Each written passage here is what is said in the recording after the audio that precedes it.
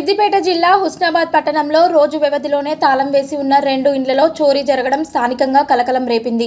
మంగళవారం పట్టణంలోని నాగారం రోడ్డు సమీపంలో తాళం వేసి ఉన్న ఓ ఇంట్లో గుర్తు తెలియని దుండగులు సుమారు 10 తులాల బంగారం, లక్ష రూపాయల నగదు ఎత్తికెళ్లిన ఘటన మరొక ముందే మరో చోరీ జరగడం కలకలం రేపుతోంది.